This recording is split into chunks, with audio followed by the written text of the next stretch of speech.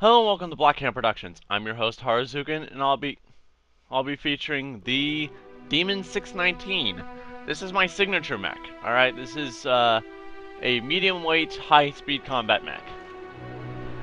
You'll be seeing it in the playlist that this is in. This is the 03 Mono Cobra. This is usually my MT slash normal defense.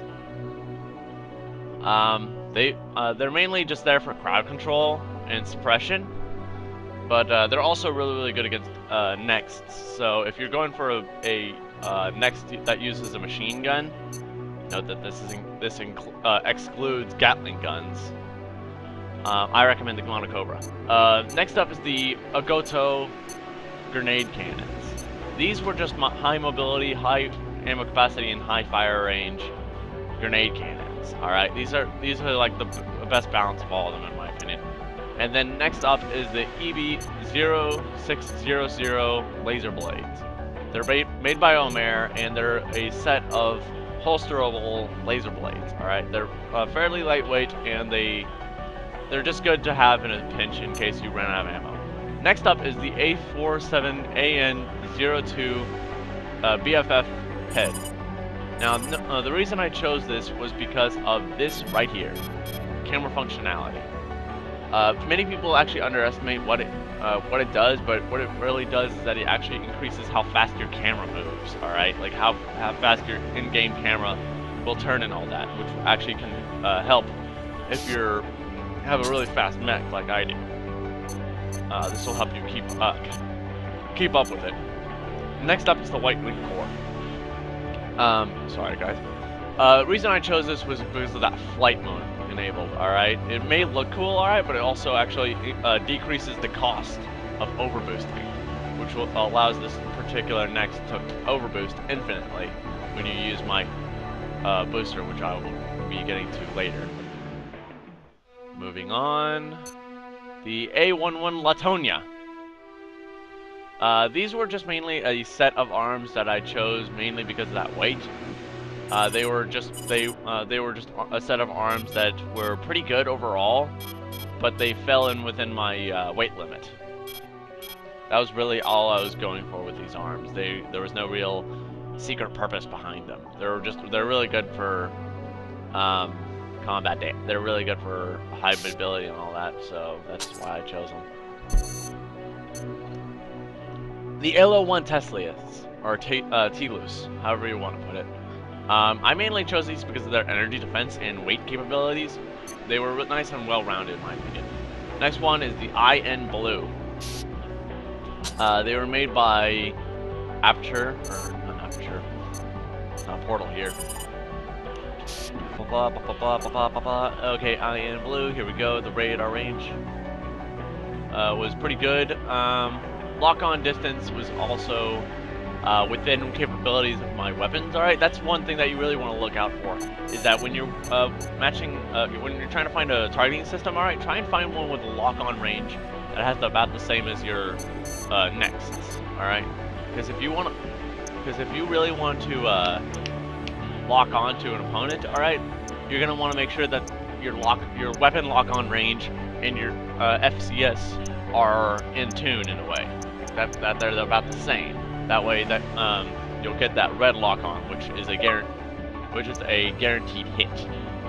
Unless they move at the very last second, it's always a guaranteed hit if you have a red lock on. Next up is my Agros heavy generator. I mainly chose this because although it's a heavy generator mech, it's really high capacity and all that. This will help with the infinite flight that this mech is known for, including overboost. Next up is the MB01 Polaris. I chose this mainly because of its horizontal and quick boost energy costs, as I did for all my other generator parts, or all my booster parts. And so I'm just gonna have a quick overview from this. The Sheetar, or Sheeter, however you want to put it, in the GNAN01 SSOCG overbooster. Alright, next up is I'm just going to show off how I tuned it. second here.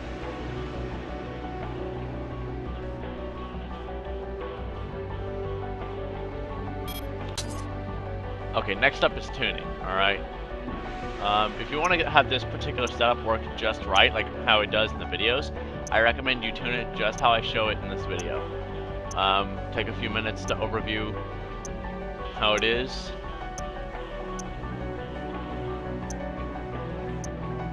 As you can see that my FRS memory is 442. You can clear these off, but make sure if you want to actually have this next be able to move around and all that, you want to have at least 50 to put into load capacity.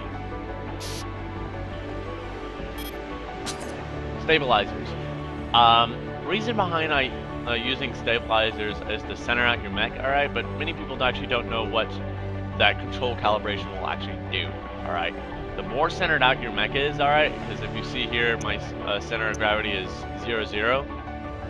That will, if your mech is offset to one side, it will be easier to move off to that side, but it'll be harder to move off to the opposite side. For example, if you're all your weight's shifted to the front, then when you try and back boost, like with a quick boost, it'll consume a little bit more energy, as opposed to boosting forward, which will have a less of an energy boost, alright? Or it'll just move slower, in this case. So long as you get that sole purpose down, you can actually outfit it however you want, so long as it's really centered at the very end.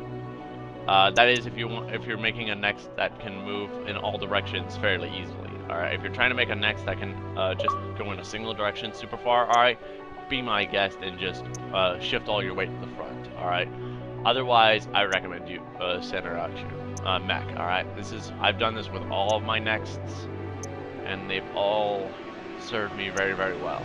I will be having a show off of my other nexts in a while, but this is just mainly a video over my Demon 607, which you've been seeing the past few videos if you've been watching the playlist. Anyway, that's my Demon 619, folks, and this is Harozuken signing off.